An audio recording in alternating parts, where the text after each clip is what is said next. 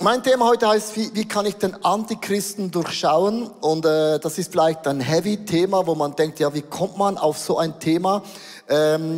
Konkret, wenn man die Bibel aufschlagt und auch die Bibel liest, entdeckt man ganz verschiedene Wörter vom Bösen. Und ich glaube, jede Krise ist auch eine Chance, oder in jeder Krise sagt man eigentlich, kommt das hervor, was krisenfest ist. Und jetzt in dieser Corona-Krise soll nicht die Angst hervorkommen, sondern ich glaube, in dieser Corona-Krise kommt das hervor, was krisenfest ist. Und so derjenige, er war der gleiche gestern, heute bis in alle Ewigkeiten. In der Krise gibt es einen Anker, einen Fixpunkt und einen Mittelpunkt. Und das ist unser Gott im Himmel. Lass uns Gott einen Applaus geben. Der hat sich nicht verändert.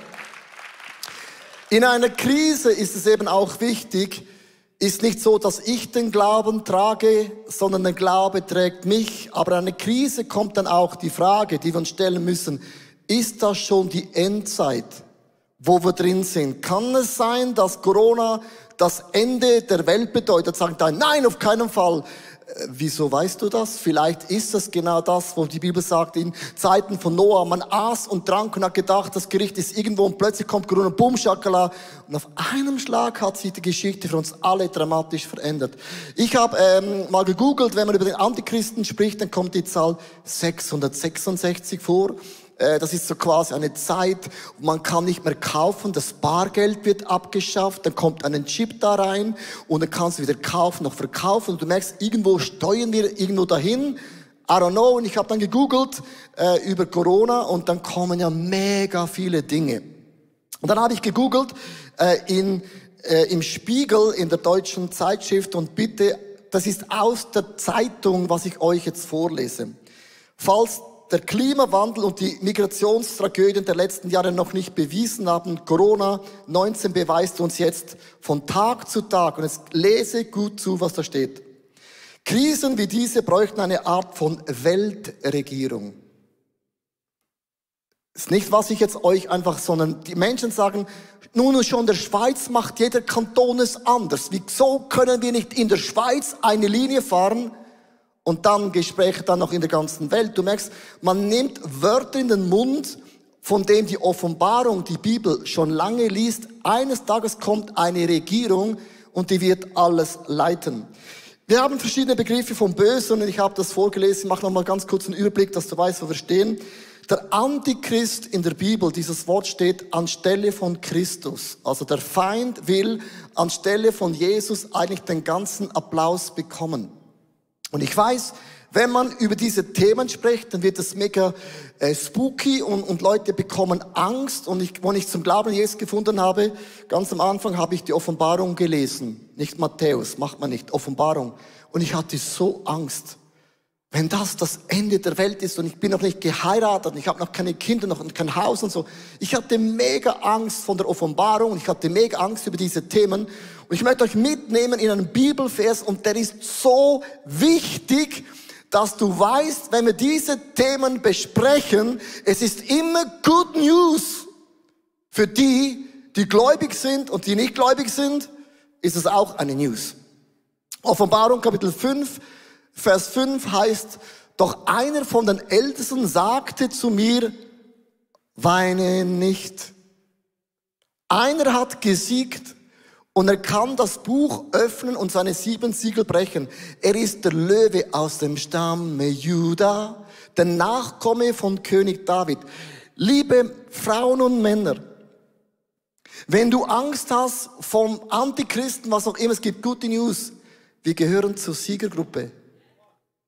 Und dieser Vers bedeutet, das Zwischenresultat beim Fußball ist vielleicht nicht optimal, aber das Endresultat bedeutet, wir gehören zu diesem Tisch und er ist gedeckt auch im Himmel für dich und mich. Dann der zweite Vers, der steht im Alten Testament, Jesaja 2, Vers 2. Am Ende der Zeit wird der Berg, auf dem der Tempel des Herrn steht, alle anderen Berge und Hügel weit überragen.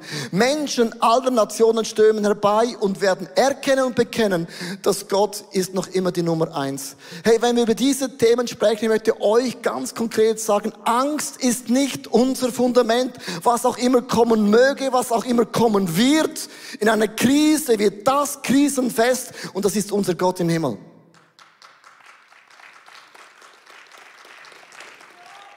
Woher kommt das Wort Antichrist? Und wir gehen da in einen Text hinein im Neuen Testament. Gibt es diesen Text: Am Ende dieser Welt ist nahe, meine geliebten Kinder, ihre letzten Stunde ist angebrochen.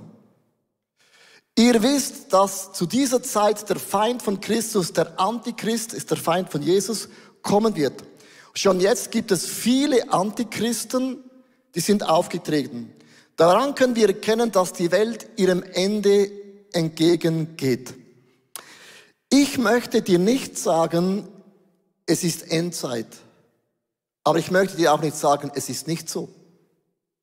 Weil die Bibel sagt, wir sollen die Zeiten lesen. Und in diesem Text gibt es eben der Antichrist hat 3 Begriffe. Ich möchte es ein bisschen theologisch erklären. Der Text sagt erstens, es gibt einen Antichrist in der Offenbarung, der wird die Welt regieren. Menschen wollen seine Regierung, weil er bringt etwas Gutes. Zweitens, es gibt ein System vom Antichrist. Und drittens, mit anderen Worten, es gibt viele Antichristen, die kommen immer und immer und immer wieder. Also die Frage stellt sich heute, ist Corona, ist die Season, wo drin steht, die Endzeit, ja oder nein?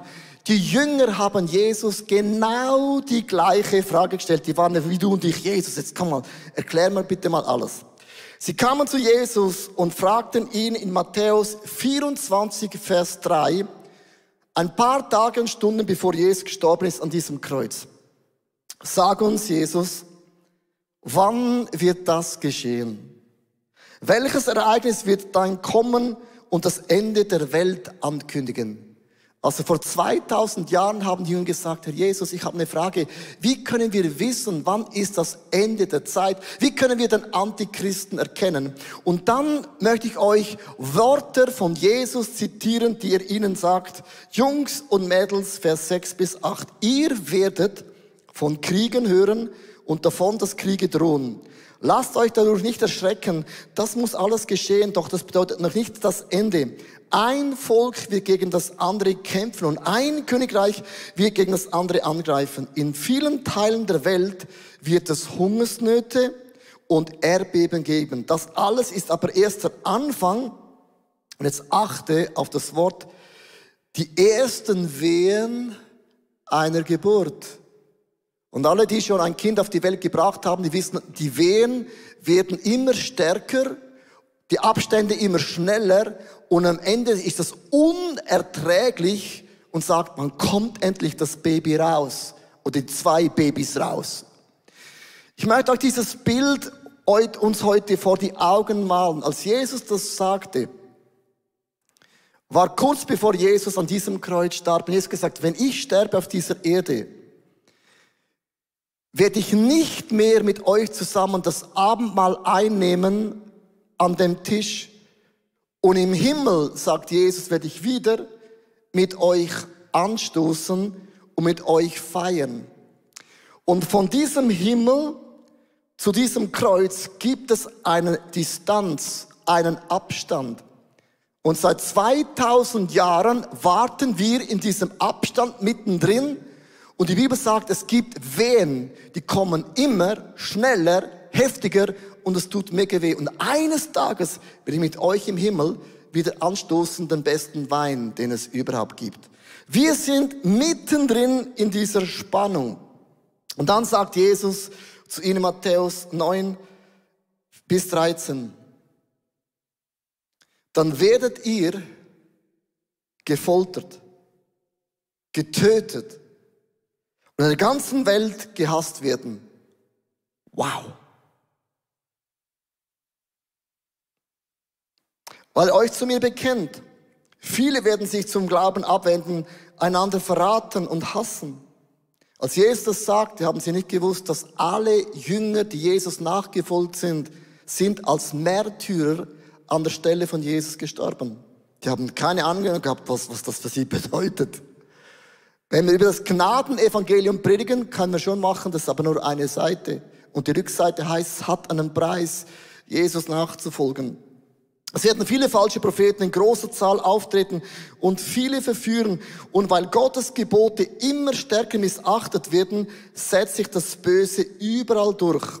Und jetzt kommt das Schlagwort, auf das ich heute mit euch hineingehen möchte. Die Liebe wird bei den meisten von euch erkalten. Ich finde, die Maske, die man trägt, hilft dem Liebesgefühl nicht so viel. Freundlichkeit macht es für uns Schweizer nicht einfacher. Also alleine schon die Maske, wenn man da rumgeht, muss ich sagen, die Stimmung, die Vibes, die sind nicht so hervorragend. Aber wer bis zum Ende standhaltet, sagt Jesus, der wird mit mir zusammen im Himmel an diesem gedeckten Tisch sitzen. Ich möchte euch mitnehmen, von diesem Kreuz, diesem Tisch gibt es eine Spannung, wo der Antichrist immer wieder auftritt als eine Wehe, als eine Welle. Und zudem wird uns Michi Sieber erklären, was hat es denn für Wellen schon gegeben in der Menschheitsgeschichte? Die antichristlichen Wellen, die haben sehr schnell eingesetzt, sobald Jesus eigentlich weg war. Ja, sogar dann, als Jesus gestorben ist, war ja das ein antichristliches System, das ganze römische Imperium. Kaiser Nero war so eine wahnsinnig antichristliche Welle. Als es in Rom einen großen Brand gab, da hat er die Schuld allen Christen in die Schuhe geschoben. Es war eine Christenverfolgung sondergleichen. Selbst im privaten Park von Nero wurden Christen des Nachts angezündet, damit Licht in seinem privaten Park war. Man sagt heute, dass Paulus und Petrus selber Opfer wurden dieser Christenverfolgung unter Nero. Das war eine unglaubliche Welle des antichristlichen Systems. Später war ein weiterer Kaiser da, das war der Domitian. Domitian war ein Kaiser, der hat gefordert von allen seinen Leuten, vom ganzen römischen Imperium, dass er alleine, ohne andere Götter, angebetet wird. Deshalb wurden natürlich auch Christen dann umgebracht, weil Christen sich nicht dazu verleiten ließen, ihn als Gott anzuerkennen. Das war so ein großer Stoß dieser antichristlichen Wellen, die damals vorherrschten. Wenn wir jetzt in die Neuzeit wechseln und zum Beispiel beim Nationalsozialismus einsetzen, Adolf Hitler hat ein antichristliches System hier in Europa über die Leute hinweggestülpt. Es war sogar so schlimm, dass deutsche Christen die Führung einiger christlichen Kirchen übernahmen, um die christliche Kirche zu entjuden. Das war eigentlich das Ziel, dass man die jüdischen Wurzeln des Christentums entfernt und diese total unsichtbar macht. Das war eine antichristliche Welle hier in Europa.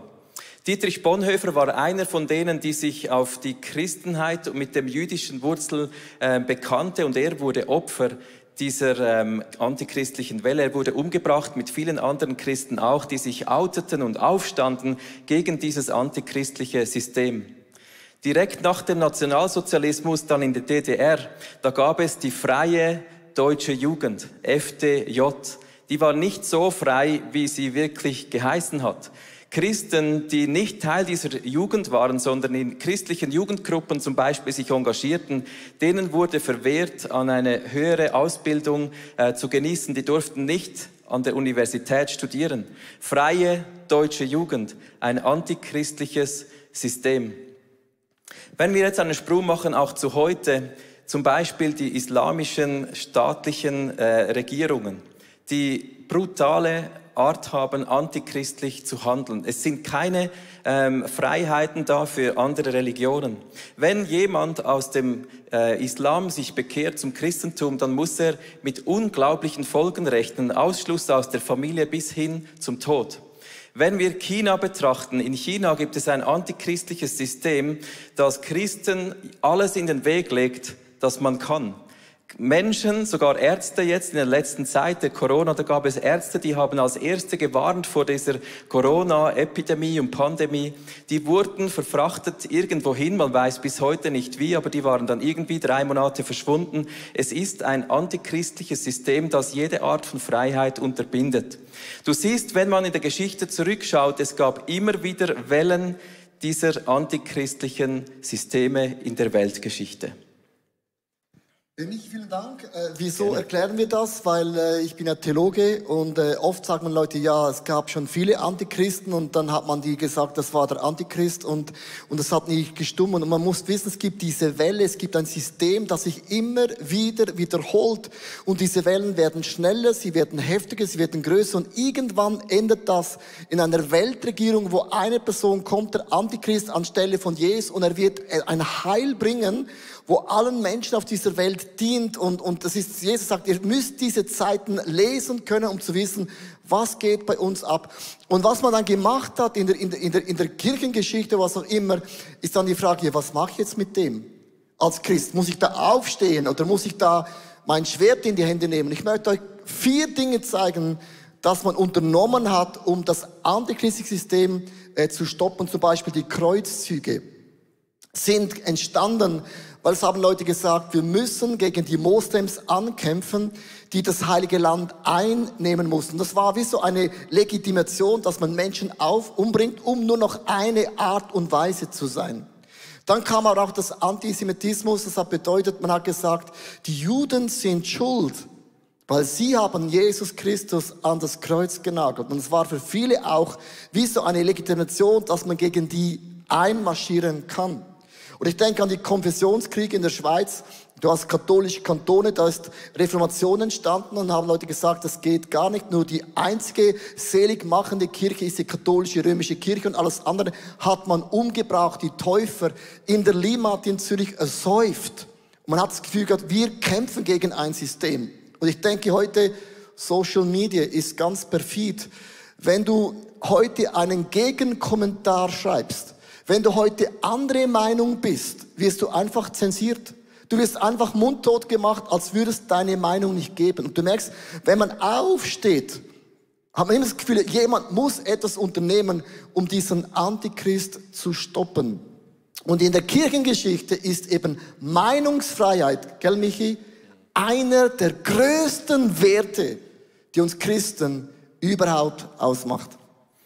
Ja, wir reden von einem Gott, der hat es dem Menschen freigestellt, ob er an ihn glaubt oder nicht. Wir reden von einem Gott, der zuerst sein eigenes Leben hingegeben hat, bevor irgendjemand sich für ihn entscheidet. Es ist die Natur des Christentums, die Meinung anderer Menschen stehen zu lassen.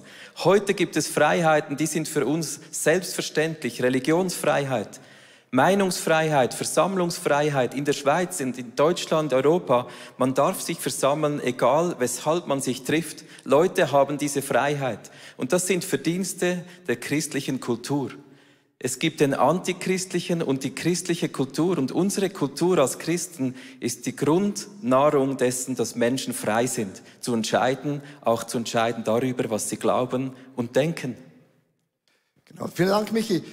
Jetzt denkst du, wow, Backe, Kleis, das ist so ein heavy Thema. Wie können die das wagen, sowas zu preachen? Weil wir können nicht einfach Teile aus der Bibel einfach weglassen und nicht thematisieren.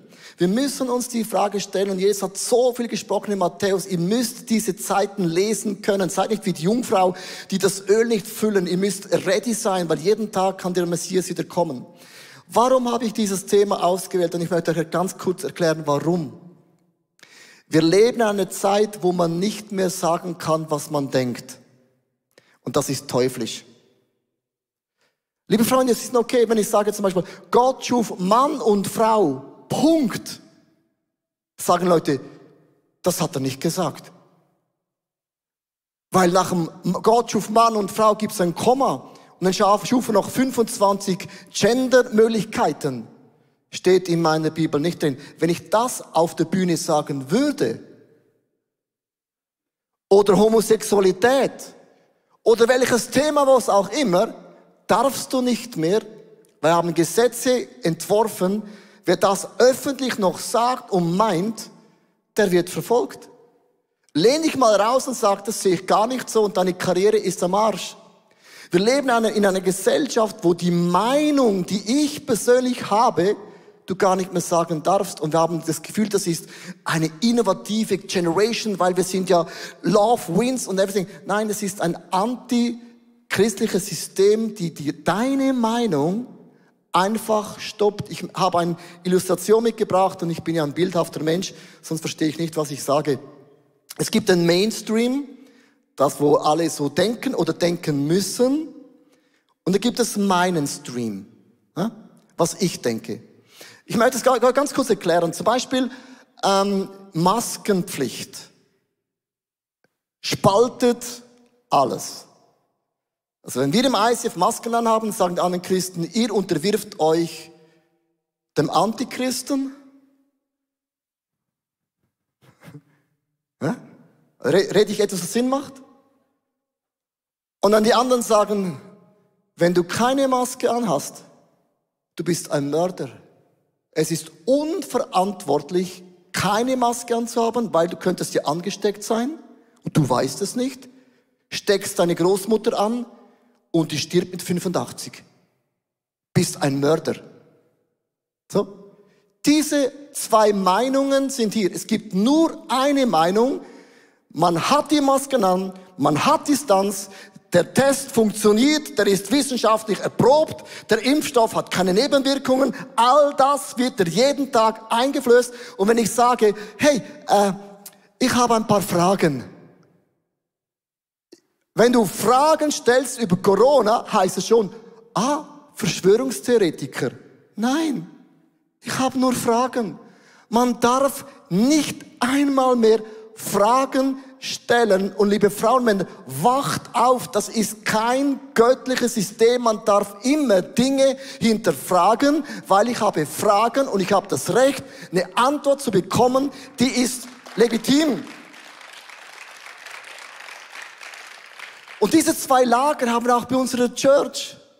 Und es ist doch nicht normal, dass wir kämpfen, Maske, nicht Maske. Sorry, ganze Familien, und die Bibel sagt, in den letzten Tagen werden Familien sich in zwei Teile teilen. Ich habe ihm gesagt, wie geht das? Corona hat es fertiggebracht. Corona hat unsere Einheit in der Church, im Leib Christi, in unsere Familien in zwei Teile geteilt. Ein Virus und nicht mal einen Krieg. Und diese Kultur, liebe Frauen und Männer, gegen die kämpfe ich. Das ist eine antigöttliche Kultur. Man sitzt doch zusammen wie Menschen. Und man hat verschiedene Meinungen. Und dann überlegt man, gibt es etwas, wo wir uns wieder in der Mitte finden? Und dieses, was in der Mitte finden, genügt, weil ich muss ja nicht alles, was du machst, gut finden. Hey, liebe Leute, überlegt, es ist nicht okay, dass jemand eine Schokolade produziert, die beste Schokolade auf der Welt, hat sexuelle andere Meinungen als der Mainstream und er wird aus einer Flugbranche herausgeworfen, so quasi, wenn ich die Schokolade kaufe, unterstütze ich auch ihren Glauben. Hey, sorry. Wie schräg ist denn das? Das eine hat mit dem anderen nichts mehr zu tun. Und ich möchte euch ganz kurz erklären, warum gibt es diese zwei Extreme? Warum ist Amerika in zwei Teile geteilt? Wieso ist Corona in zwei Teile geteilt? Weil du musst wissen, wie Social Media funktioniert. Die meisten haben keine Ahnung, es gibt dann Algorithmen, wo dir genau das bringt, was du sowieso schon hören möchtest.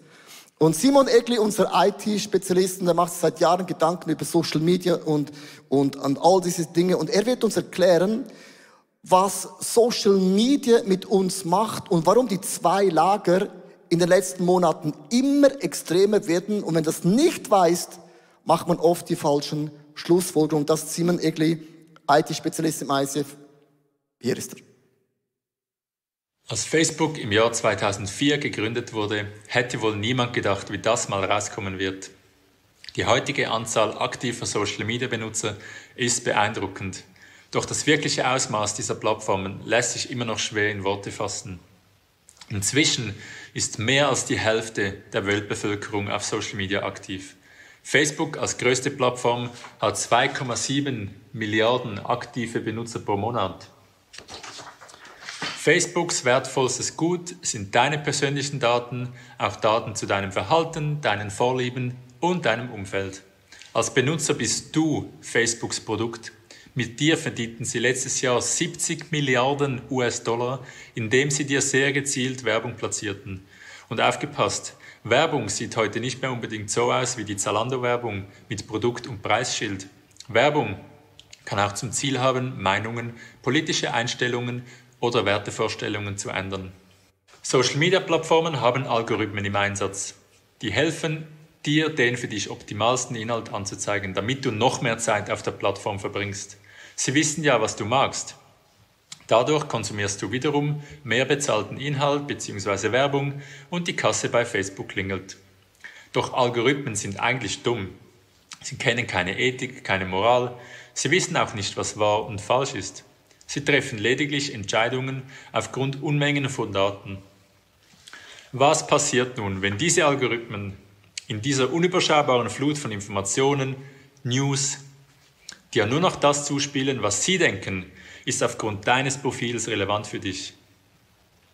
Deine Meinungsbildung wird mehr und mehr gesteuert und ist durch die Algorithmen manipuliert. Sie wird einseitiger und basiert unter Umständen auf Unwahrheiten, Falschmeldungen und das Schlimmste, du merkst es nicht einmal. Willkommen in deiner eigenen kleinen Social-Media-Bubble. Und solange das Businessmodell dieser Plattformen nicht ändert, wird sich auch daran nichts ändern.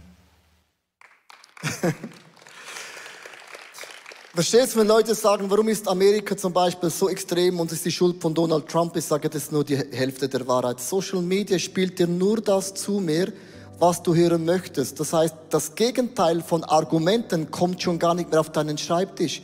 Und wir sind eine Generation geworden, die nicht mehr an den Tisch setzen können, danach die Köpfe einschlagen, bis wir zusammen bei beiden Lagern eine Meinung gefunden haben. Und das ist mega gefährlich und das ist immer so auch eine Tendenz vom Antichristen.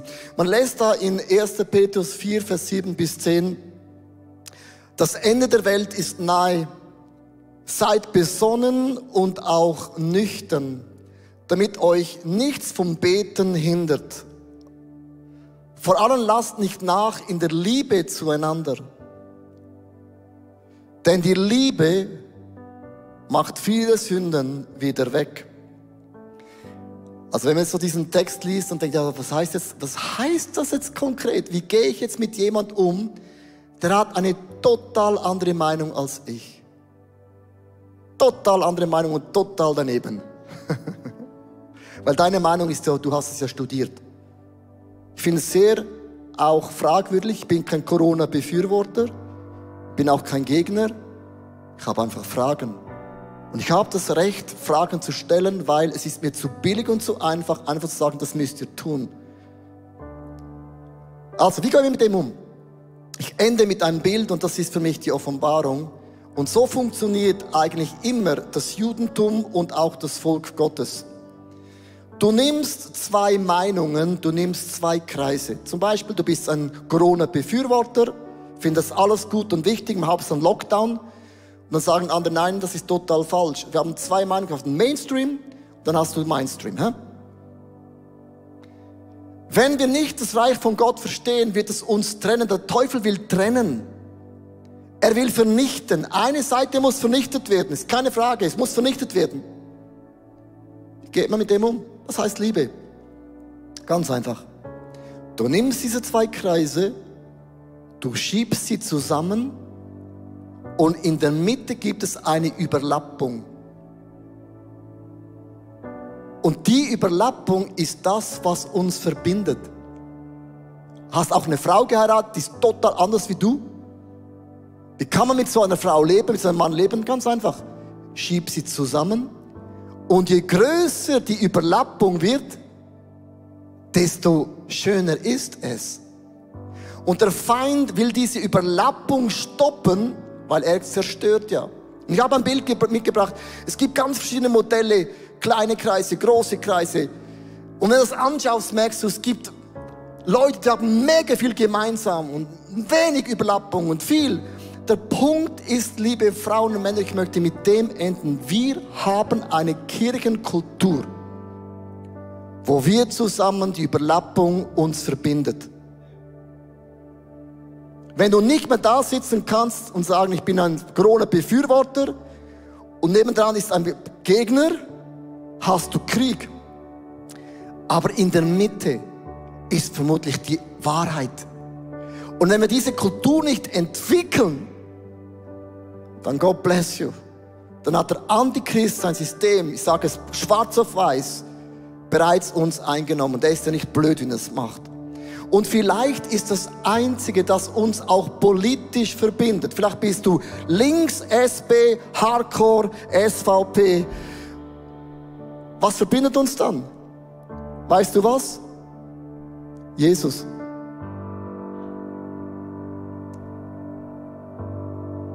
Vielleicht ist das Einzige, was uns verbindet, ist Jesus. Und das ist das Wichtigste überhaupt. Und alles andere sind noch Zutaten. Und ich möchte diese Kultur, möchte ich als ICF Zürich Locations aussprechen. Das ist unsere Kultur, wie wir umgehen. Wenn wir nicht gleicher Meinung sind, nicht du bist falsch, ich bin richtig, ich habe studiert, du bist am Pflock, sind wir so gemein. Du findest für alles eine Statistik, sonst erfinde eine.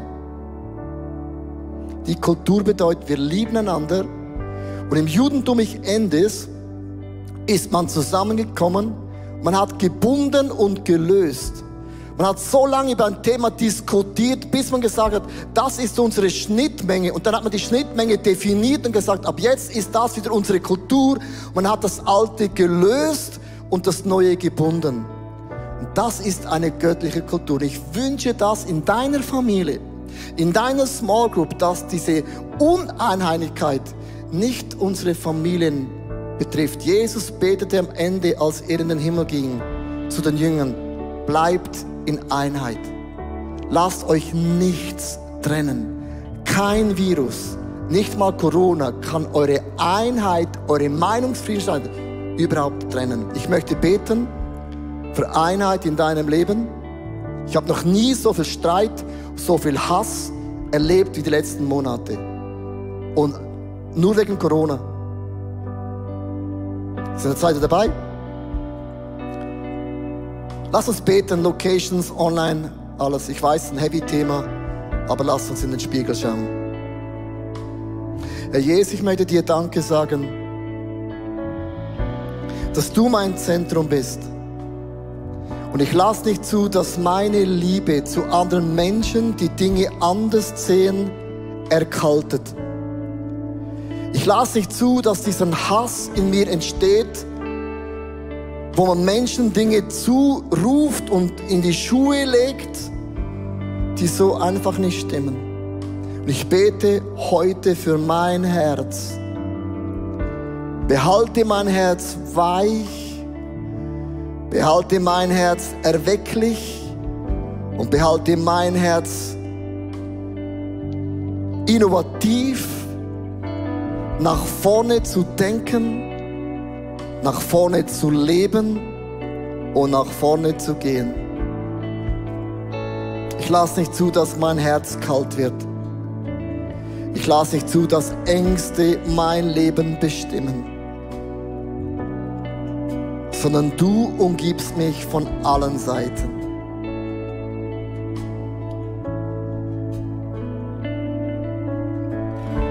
Ich möchte euch nochmals im Gebet erinnern an diese 2 Bibelzusagen. Egal was kommt und was auch immer kommen möge, kommen wird, am Ende wird der Löwe aus dem Stamm Juda, Jesus Christus, wird die Siegel öffnen und er wird der Sieger sein.